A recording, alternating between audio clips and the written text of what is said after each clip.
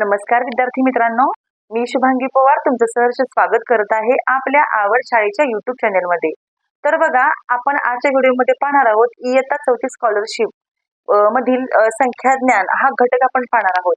आणि संख्याज्ञान मधील जो उपघटक आहे आंतरराष्ट्रीय संख्याचिन्हे, तर तो घटक आज आपण अभ्यासणार आहोत। तर तुम्हाला याच्या अगोदर मी जी काही माहिती आहे, जो काही सिलेबस आहे स्कॉलरशिपचा 4थीचा, तर तो तुम्हाला सांगितलेला आहे। आणि तुम्हाला म्हटलंही होतं की आपण लवकरच सिलेबस सुरुवात करणार आहोत। तर आता आपण या सिलेबसला हळूहळू आपण हे टॉपिक घेणार आहोत।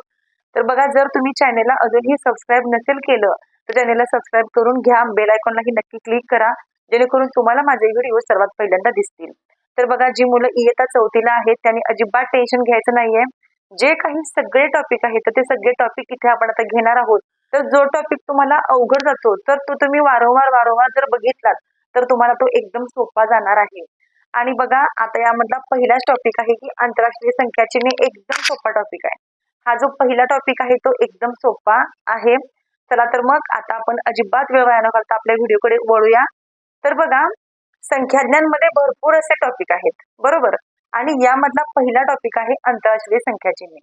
तर बघा, आंतरराष्ट्रीय संख्याचिन्हे म्हणजे नेमकं काय याची अगोदर ओळख करून घेऊया। तर आंतरराष्ट्रीय संख्या म्हणजेच इंटरनॅशनल नंबर्स याला आपण इंग्लिश मध्ये म्हणतो। आंतरराष्ट्रीय संख्या म्हणजे जे इंग्रजी अंक आहेत, त्याला आपण आंतरराष्ट्रीय संख्या असं म्हणतो, बरोबर। आणि जे देवनागरी अंक असतात तर त्याला आपण मराठी अंक 1 2 मराठीमध्ये म्हणतो। जे 1 to 10 1 to 100 आहेत किंवा 1 to जे अंक आहेत त्याला आपण इंटरनॅशनल नंबर्स म्हणजेच आंतरराष्ट्रीय संख्या असं म्हणतो। म्हणजेच बघा, 0 पासून 0 1 2 3 4 5 6 7 8 and 9 हे जे आहेत 0 to 9 जे आहेत अशी 10 आंतरराष्ट्रीय संख्याचिन्हे आहेत। तुम्हाला प्रश्न येऊ शकतो की एकूण आंतरराष्ट्रीय संख्याचिन्हे किती आहेत? तर एकूण आंतरराष्ट्रीय संख्याचिन्हे ही 10 आहेत। 0 पासून स्टार्ट करायचं 9 पर्यंत, 0 to 9 हे आहेत आंतरराष्ट्रीय संख्याचिन्हे। एकूण आंतरराष्ट्रीय संख्याचिन्हे टोटल 10 आहेत। तर तुम्हाला जर हा प्रश्न आला तर तुम्ही याचं उत्तर अजिबात तुमचं चुकता कामा नये, एकदम सोपा प्रश्न आहे। तर आता यामधले आपण काही सोपे प्रश्न घेणार आहोत। तर त्यापूर्वी तुम्हाला हे थोडंसं अभ्यासायचं आहे। हे तुम्हाला काय काय दिलं हे अभ्यासायचं आहे। याचं वाचन कसं करायचं असतं, तुम्हाला मुळात आंतरराष्ट्रीय संख्याचिन्ह शिकायचं असेल मित्रांनो, तर तुम्हाला संख्यांचं ज्ञान असलं पाहिजे। संख्येचं वाचन कसं करायचं हे तुम्हाला महत्वाचं म्हणजे आलं पाहिजे। संख्यांचं वाचन आणि लेखन कसं केलं पाहिजे हे तुम्हाला आलं पाहिजे। आणि आज आपण तेच पाहणार आहोत, आंतरराष्ट्रीय संख्याचिन्हांचं वाचन आणि लेखन कसं करायचं। तर बघा, हा खूप टॉपिक महत्वाचा आहे। जर मुलांना हे आलं, हे बेसिक आहे, जर हे आलं तर पुढची कोणतीही तुम्हाला गणित येऊ शकतात। तर आता हे थोडंसं आपण रिव्हिजन करूया, थोडंसं आपण हे वाचूया। तुमच्या पुस्तकामध्ये हे सगळं आहे। तुमचा जो सिलेबस आहे 4थीचा, त्या सिलेबस मध्ये जे त्या पुस्तकात तुम्हाला हे सर्व ज्ञान दिलेलं आहे। तर बघा, या संख्येचं वाचन करताना आपण 4250 असं करतो, बरोबर। 4250 असं करतो, पण याला 4500 असं सुद्धा म्हणतात। तुम्हाला मुद्दाम कन्फ्यूज करून टाकण्यासाठी पर्यायामध्ये असे काही ऑप्शन दिले जातात की तुम्हाला याचं उत्तर काही कळतच नाही। याला 4500 असं म्हणतात। बघा, इथं 0 आहे पुढे, त्यामुळे याला 4500 असं म्हटलं जातं। फक्त जर 4.25 असतं तर याला आपण 4.25 म्हणतो असतो, पण इथं पुढे 0 असल्यामुळे याला 4500 असं म्हटलं जातं। आता बघा, 25250 याला 25,000 असं सुद्धा म्हटलं जातं। तुम्ही याचा स्क्रीनशॉट मारून घ्या किंवा तुमच्या नोटबुक मध्ये हे लिहून घेऊ शकता। हे खूप महत्वाचं आहे, तुम्हाला याच्यावरती प्रश्न येतात। आणि तुम्हाला जर हे समजलं तर तुम्हाला यासारखेच पुढचे प्रश्न सुद्धा समजून जातील। तर याला 25,000 असं सुद्धा म्हटलं जातं। इकडे बघा, 16,750 असं म्हणतो आपण, पण 17,500 सुद्धा याला म्हणतात। 17,500 म्हणजेच फक्त 250 कमी आहे याच्यामध्ये। 17,000 होण्यासाठी फक्त 250 कमी आहे, ही संख्या 17,000 होते, म्हणूनच याला 17,500 असं म्हटलं जातं। जर तुम्हाला परीक्षेला प्रश्न आला की 15,500 15,500 परीक्षेमध्ये जर तुम्हाला प्रश्न आला की 15,500 हा ऑप्शन मध्ये पर्याय ओळखा, तर बघा जर तुम्हाला ऑप्शन मध्ये 14,750 हा ऑप्शन असेल, हा जर ऑप्शन असेल तर तुमचं उत्तर बरोबर आहे. म्हणजेच 15,000 होण्यासाठी याच्यामध्ये 250 कमी आहेत फक्त. 14,750 यालाच 15,500 असं म्हटलं जातं. बघा तुम्ही याच्यावरून सगळ्या कन्सेप्ट तुम्ही शिकू शकता. आता बघा इथं 15,500 दिले, यालाच तुम्ही 15,500 असं सुद्धा म्हणू शकता. हे राहिलं वरचं आपलं, हे 15,002 आहे. हे किती आहे? 15,002. आता बघा 2,250 यालाच तुम्ही 2,25,000 असं सुद्धा म्हणू शकता. याला 2,25,000 इथे जसं आहे 4.25 तसंच 2,25,000 तुम्ही याला म्हणू शकता. म्हणजे यावरून तुम्हाला लक्षात आलं असेल की पेपरला आपल्याला प्रश्न याप्रमाणे येतात. एकदम सिंपल प्रश्न आपल्याला येत नाहीत.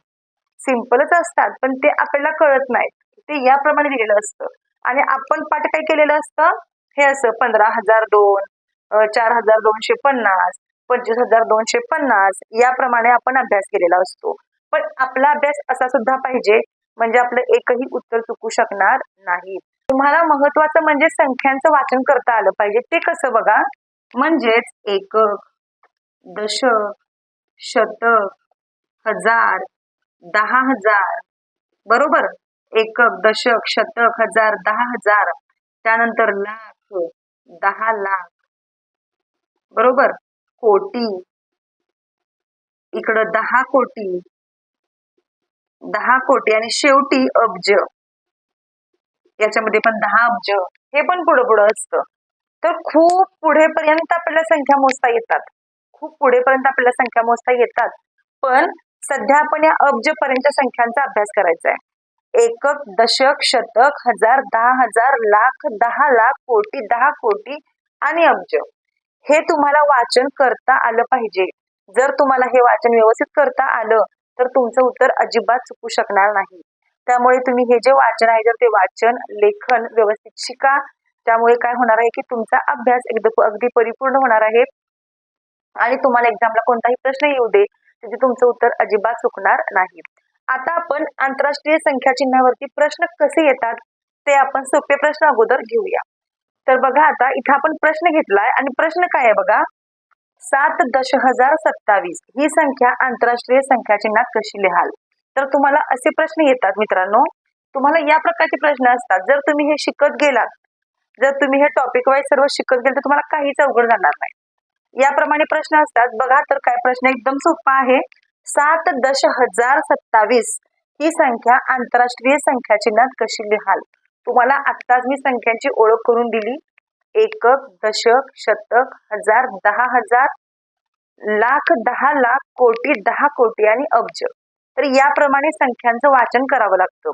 आता याच्यामध्ये बघा आंतरराष्ट्रीय संख्या म्हणजे तुम्हाला काय सांगितलं मी, आंतरराष्ट्रीय संख्या चिन्हे म्हणजे इंग्रजी अंक. ऑप्शन मध्ये अगोदर शोधायचं की इंग्रजी अंक कुठे आहेत, तर हे सगळेच इंग्रजी अंक आहेत बरोबर. आणि 27 शेवटी दिलंय बरोबर. मग 27 शेवटी कुठे आहे बघायचं. 27 इथं पण आहे, 27 इथं पण आहे. प्रश्न काय आहे, 7,10,000, तर 10,000 कुठे येतं अगोदर आपण बघूया. बघा हे एकक, हे दशक, हे शतक, हे हजार, हे 10,000 आणि हे किती येणार, 10,000 नंतर हे येणार लाख. बघा एकक, दशक, शतक, हजार, 10,000 आणि लाख. मग आपल्याला लाख सांगितलंय का, 7,10,000 पाहिजे आपल्याला. मग हे तर ऑप्शन, हा तर ऑप्शन चुकीचा आहे.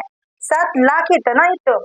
बघा बघा ना, 7 वर 1 2 3 4 5 5 झिरो असतात म्हणजे लाख झालं. 7 लाख संख्या झाली. आपल्याला 7,10,000 पाहिजे. आता याचं वाचन जर तुम्ही केलं तर एकक, दशक, शतक, हजार आणि 10,000. 10,000 बघा म्हणजे हे बरोबर येणार. 7,10,000 बघा, एकक, दशक, शतक, हजार, 10,000. 10,000 म्हणजे 10,000 म्हणजेच हे आपलं उत्तर बरोबर आहे. म्हणून तुम्हाला अगोदर संख्यांचं वाचन करता आलं पाहिजे आणि मग तुम्ही उत्तरापर्यंत सहज पोहोचू शकाल. तर ऑप्शन क्रमांक 2 हे आपलं उत्तर येणार आहे. ही संख्या अगदी बरोबर आहे. 7,10,027 हे उत्तर आपलं बरोबर आहे. तर आता आपण प्रश्न पुढचा बघूया. तर बघा इथं आपण एक्झाम्पल पुढचं घेतलेलं आहे. सर्वात मोठी 5 अंकी संख्या आंतरराष्ट्रीय संख्या चिन्हात कशी लिहाल? बघा आता तुम्हाला लक्षात ठेवायचं एकच, आंतरराष्ट्रीय संख्या चिन्ह विचारलं की संख्या फक्त इंग्रजीमध्ये कोणती आहे ती पाहायची. आता या ऑप्शन मध्ये बघा संख्या इंग्रजीमध्ये कोणती आहे, तर ही संख्या इंग्रजीमध्ये आहे आणि ही संख्या इंग्रजीमध्ये आहे. आता या दोन ज्या ऑप्शन आहेत ते मराठीतले आहेत, त्यामुळे ते कट झाले, त्यामुळे ते ऑप्शन कट झाले. आता प्रश्न काय विचारलाय, सर्वात मोठी 5 अंकी संख्या आंतरराष्ट्रीय संख्या चिन्हात कशी लिहाल? आता बघा 99,999 आणि इकडं 10,000, या दोन्ही मध्ये संख्या मोठी कोणती आहे, तर संख्या मोठी ही आहे 99,000 ची. म्हणजेच ऑप्शन क्रमांक 1 हे आपलं उत्तर असणार आहे. एकदम सोपं असतं, थोडस आपण लॉजिक लावलं की आपल्याला आपलं उत्तर मिळून जातं. आता प्रश्न खालचा बघा, 13,500 ही संख्या आंतरराष्ट्रीय संख्या चिन्हात कशी लिहाल? तुम्हाला याची माहिती मी सुरुवातीला सांगितलेली आहे. हे 13.5 असू दे, 12.5 असू दे, 15.5 असू दे, 16.5 असू दे, तर कसं ओळखायचं? जर तुम्हाला 13.5 विचारलंय ना, तर अगोदर 12 हा अंक असणार. 13,500 म्हटलं की 12,750. 750 हे असतंच. ज्या ज्या वेळी पावणे हा शब्द असतो आणि 1000 असतो त्यावेळी 750 हे असतंच. पण जर तुम्हाला 13.5 विचारलं तर त्याच्या आधीचा अंक तुम्हाला लक्षात ठेवावा लागतो, आधीचा अंक घ्यावा लागतो. आता 13,500 ही संख्या आंतरराष्ट्रीय संख्या चिन्हात कशी लिहाल? अगोदर मराठीमध्ये जे आहे ते ऑप्शन कट करा आणि बघा 13.5 विचारले म्हणजे 12,750 हे उत्तर करेक्ट असणार आहे. हे 13,750 म्हणजेच 14,500 झाले. हे किती झाले? 14,500 म्हणजेच 12,750 हे उत्तर बरोबर आहे. 13,500 म्हणजेच 13,000 होण्यासाठी 250 इथं कमी आहे. तर एकदम सोपे सोपे प्रश्न घेतोय आपण सुरुवातीला. आता आणखी काही प्रश्न घेऊया आपण. बघा आता इथं आपण प्रश्न घेतलेले आहेत. 22,500 ही संख्या आंतरराष्ट्रीय संख्या चिन्हात कशी लिहाल? 22,500 तुम्हाला याची सुद्धा ओळख मगाशी करून दिलेली आहे. तर 22,500 आता आंतरराष्ट्रीय विचारलंय ना, मग मराठीमध्ये काय ऑप्शन आहेत का बघा. हा मराठीमध्ये आहे, कट करा. हा मराठीमध्ये आहे, कट करा. आता काय सांगितलं? 22,500. 22,500 म्हणजे किती झाले? तर हे 22 150 आहे, मग हे 22,500 आहे का? तर नाहीये, हे पण नाहीये. तर इथं आहे 22,500 म्हणजे 22,250, याला 22,500 असं म्हणतात. तर या ज्या कन्सेप्ट आहेत त्या क्लिअर करून घ्या अगोदर, म्हणजे तुम्हाला काहीच अवघड वाटणार नाही. तर ऑप्शन क्रमांक 3 हे आपलं उत्तर येतं. आता प्रश्न आपण हा शेवटचा घेणार आहोत बघा. 81,500 याच्यामध्ये कुठे आहे तुम्हाला शोधायचं आहे. 81,500 कुठे आहे?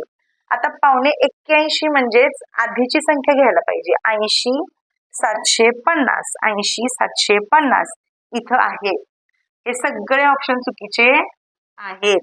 80,750 म्हणजेच 81,500 झाले आहेत. तर अशा प्रकारे मित्रांनो खूप सोपा टॉपिक आहे हा आंतरराष्ट्रीय संख्या चिन्हे. तर यामधला आपण पहिला टॉपिक हा बघितला संख्या ज्ञान मधला.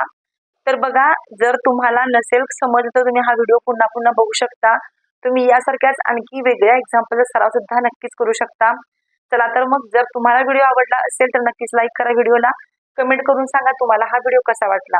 आपण आणखीन पुढे सगळे टॉपिक आपण घेणार आहोत, त्यामुळे चॅनलला नक्की सबस्क्राईब करून ठेवा. तर आता आपण भेटूया की पुढच्या व्हिडिओमध्ये. तोपर्यंत धन्यवाद.